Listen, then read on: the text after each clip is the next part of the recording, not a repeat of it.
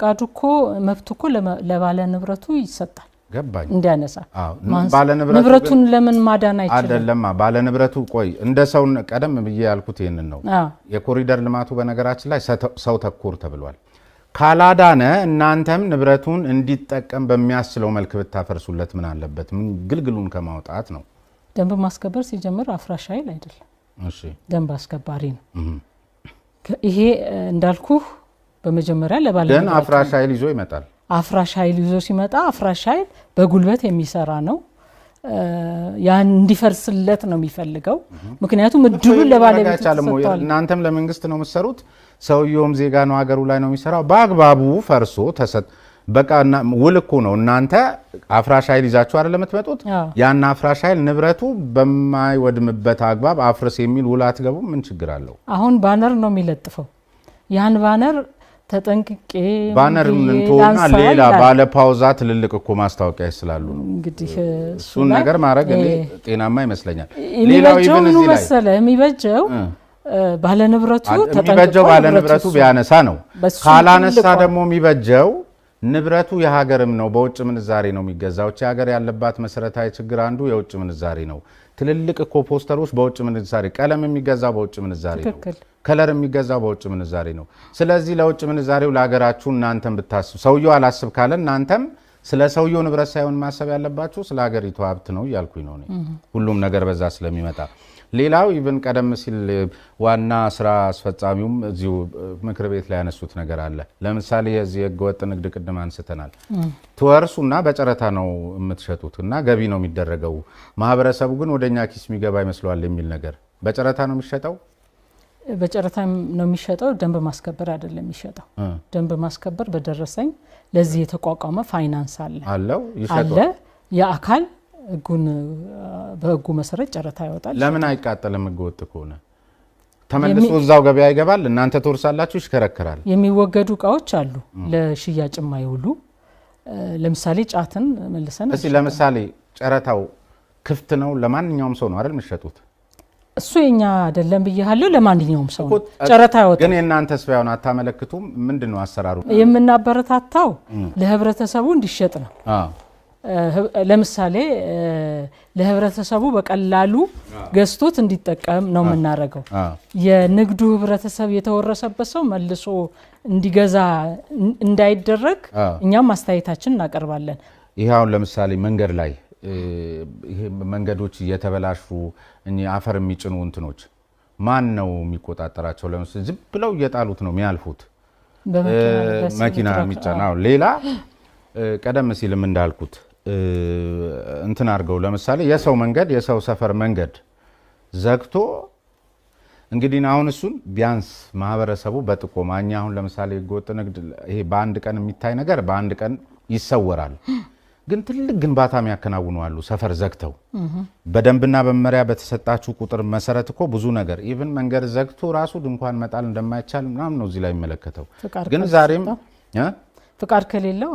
ፍቃድ ከሌለው መንገድ ዘግቶ ድንኳን መጣል ለምሳሌ ሀዘን ቢደርስ እኮ ቆይ ልነግርልህ እንደሱ አይነትም አለ ግን ደግሞ ተገቢነት የሌለው ድምጽ ያሰማ ጆሮ የሚበጥስ ድምጽ የሚያሰማ ሰርግ ያንዳንዱማ በዚህ ከተማ ላይ እኮ አስፋልት ዋናውን አስፋልት ተዘግቶ ስንትና ስንት ድንኳን ተጥሎ እዚህ ከተማ ላይ የተከበረ ሰርግ መንገድ ተዘግቶ አንዱ መንገድ እናንተ ደንብ አስከባሪ ነን ባላችሁበት ከተማ ላይ ምናልባት ባለስልጣናት ሊሆኑ ይችላሉ ምናምን ለነሱ ሲሆን ነው ወይ ለሌላው ወዳ ሲሆን ድንኳኑን መነቃቅራችሁ ትጥላላችሁ ነገር ግን የቦሌን መንገድ የሚያል አዘግቶ ሰርግ የሚደግስ አለ አደባባይ ዘግቶ ቤት የሚያስመርቅ አለ እዚህ ከተማ ላይ ይሄ መቼም ማስረጃ ያስፈልጋል አይሉኝም አይደለም በመንገዶች ላይ ድንኳን ለመትከል መጀመሪያ ፍቃድ የሚሰጠው ትራፊክ ማኔጅመንት እሺ ያንን ፍቃድ አለው የመንደሩንም የትኛውንም ለምሳሌ አሁን ሰንዴ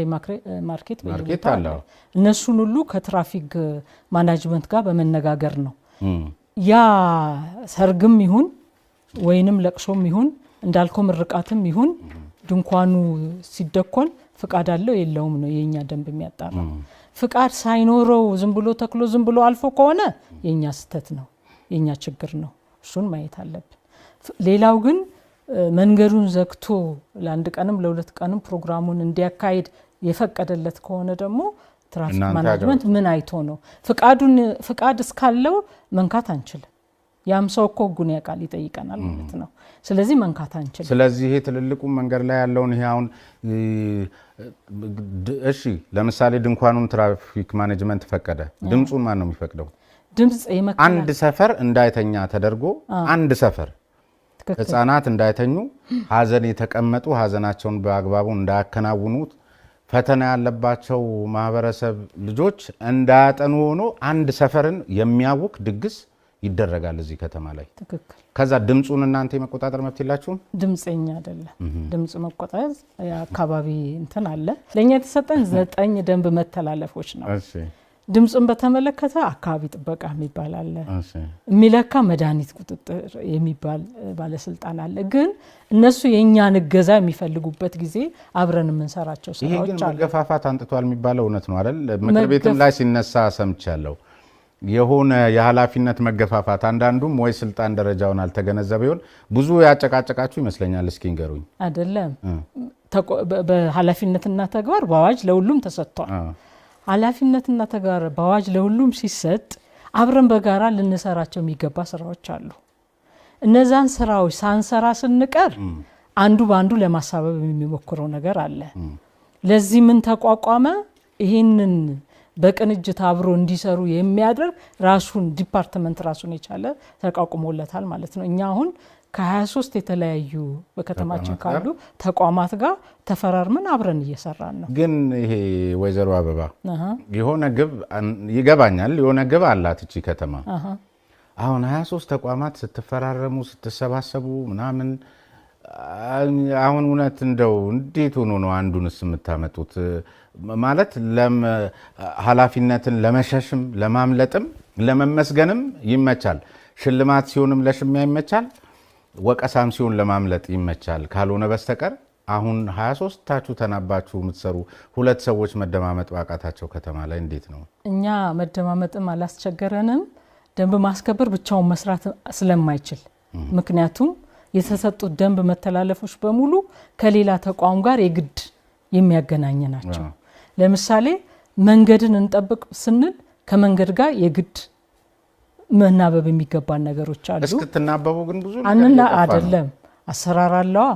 አሁን እርሱ አያውትም አሁን ቀደም ሲል ያነሳውሎት እውነት አንዳንዶቹ መንገዶች አዳዲስ ናቸው፣ ያሳዝናሉ። ማለት እነዚህ ሲኖትራኮች ስራ ይስሩ እያልን አይደለም፣ ግን ከልክ በላይ ጭነው አሁን እሱ የሚመለከተው ሌላ ሚዛን የሚባል ነው።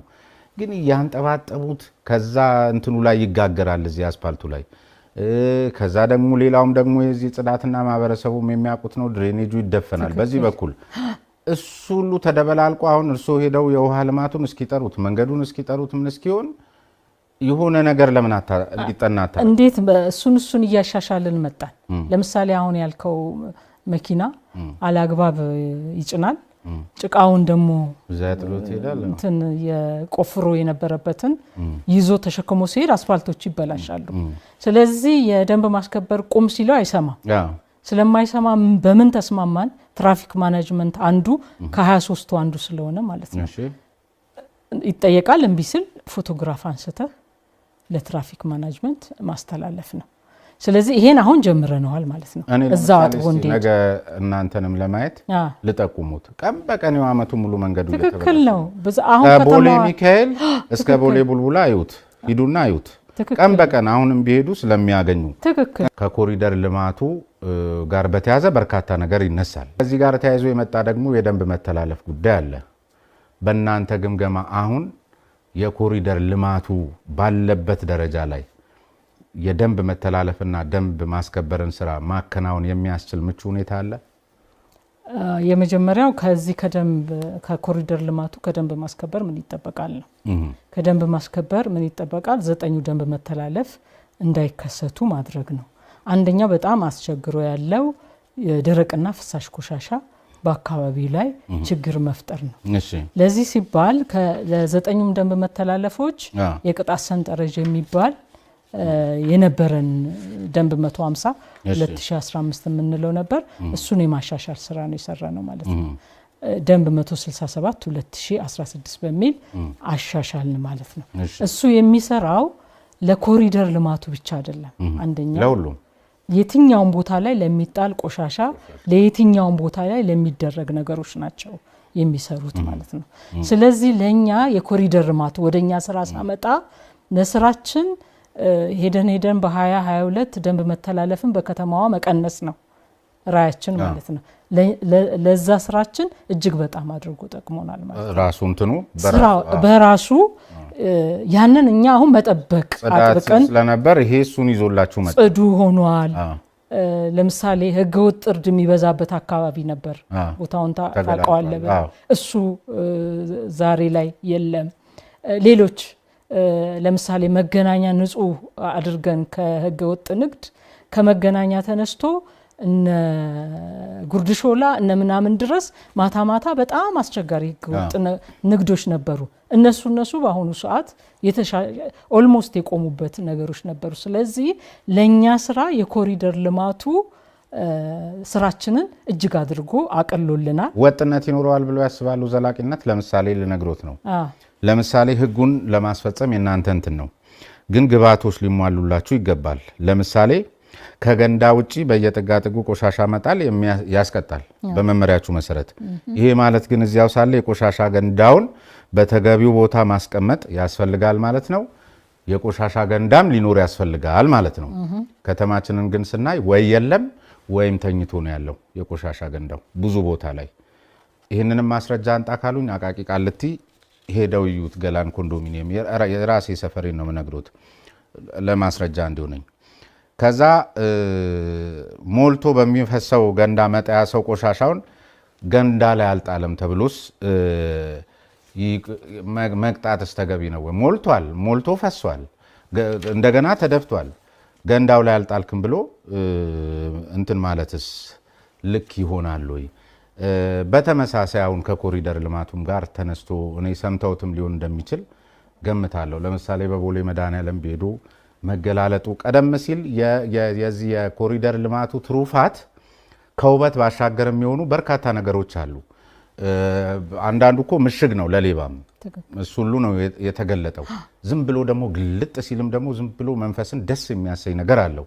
ሌላው ጉዳይ ሌላ ነው የእርሶ ድርሻ ስላልሆነ። ነገር ግን ከደንብ አስከባሪዎች ጋር ተያይዞ መሰረታዊ ጉዳይ ለምሳሌ የብስክሌት መንገድ አለ፣ የእግረኛ አለ። ወጥቷል ደንብ መመሪያው ባለፈው በእናንተ ዋና ስራ አስፈጻሚ በኩል ማብራሪያ ተሰጥቶበታል። ለምሳሌ የእግረኛ መንገድ ያልቃል አይደል? የሚያልቅበት ቦታ የሆነ ግንባታ ጋር ሲደርስ ይቆማል። የብስክሌቱና አስፋልቱ ይቀራል እና ወደ ኋላ ልመለስ ነው፣ በአየር ላይ ልሄድ ነው፣ ወዴት ልሂድ? ከዛ አቋረጥከው ብላችሁ ልትቀጡኝ ነው? ይሄ ፋክት። ይሄንንም ማስረጃ ያሉኝም ከቦሌ መድኃኔዓለም እዛ ምንድነው አትላስ ድረስ ሂዱ፣ የትም ይሄድና የሆነ የህንፃ አጥር ጋር ሲደርስ የእግረኛው ይቆምና የብስክሌቱ ይሆናል። ወይም መመሪያውን ስታወጡ እዛ ጋር ስትሄድ በብስክሌቱም ላይ ሂድ ብላችሁ ካልሆነ በስተቀር ወደ ኋላ ነው የምመለሰው፣ በአየር ላይ ነው የሚሄደው። ወደ ኋላ አትመለስም። ወደ ሊድሽ እስካመቻቸን ድረስ ነው የምንቀጣው። ያ ነገር ከሌለ አንቀጣም ማለት ነው። የእግረኛ መንገድ ሲያልቅ ብስክሌት መንገድ ላይ መሄድ አያስቀጣም። አንተ ስታስበው እንዴት ስትሳስበው አይደለም ቁልጭ እዛ ለምን ቦሌ ትሄዳለህ? እዚሁ ቅርብ እኛ የቸገረንን ነገር ለቅመን እያሳወቅን ነው። በጣም ጥሩ። ይሄም በዛው እግረ መንገድ ማሳወቅ ነው። በነገራችን ትክክል ነው። እዚቹ ቅርብ ማን ነው ሰማዕታት ሐውልት ፊት ለፊት ሰሞኑን ስንሰራ እየለቀምን ነው። እሱን እኛ በየዙራ ሁሉ ስላየሁት ነው አሁን የምነግር ተመድበን ማለት ነው። እኔ አሁን ይሄን ማነሳለህ እዚህኛው መስመር ላይ ተመድቤ ስለነበር ምንድነው ለስራችን እያስቸገረን ያለው ምንድነው የሚለውን እየለቀምን እያሳወቅን ያለንበት ሁኔታ ነው። ይስተካከላል። እስከዛ ግን ወደ ኋላ ተመለስ፣ ብስክሌት መንገድ ሳይኖርህ አትርገጥ አንልም። ነገር ግን ሶስቱም ነገር ተስተካክሎ በተሟላበት ሁኔታ ግን እያስተማርን ነው። እኛ አልፈን ህብረተሰቡ ራሱ እያስተማረልን። ይሄ ማለት ባይ ዲፎልት አሁንም በዚህ ሎጂክ ገንዳ በሌለበት ቦታ ሸንኮራ ልጣጭ ብጥልስ እሱም ባልተሟላበት ነው እና በኪሴ ጆሊድ አትችልም። ምክንያቱም ይሄንን ገንዳ ድሮም ይኸውልህ አንተ አሁን ቅድም ባሉኝ ሎጂክ ነው ባልተሟላበት ቦታ ላይ ቀደም ሲል ነው አሁን እንድትጠይቁ ነው። የሆነ ነገር ለማስፈጸም ግብአት ለምሳሌ ከተማ አስተዳደሩ ባለፈው ከክቡር ጠቅላይ ሚኒስትሩ ጋር ኪጋሊን ሲጎበኙ ተመልክተናል። ሁሉም በተሟላ ግብአት ላይ ነው የእናንተን ስራ ማስፈጸም የሚቻለው። እያገዝን እኮ ነው እኛ ይሟላና እንጂ ጽዱነትን የማይወድ ሰው ማለት እኔ የሰው ልጅ ነው ብዬ አላስብም። መዋብን የማይወድ ሰው የለም እኮ አይደል? ሁሉም ሰው እዛው ትፍትፍ ደጅ ይጥላታል እንጂ ገንዳው ላይ እኮ ሳሎንን ባለችው አቅም ያሱባል አይደል? ከተማችን እንደሱ ቢውብልን ደስ ይለናል።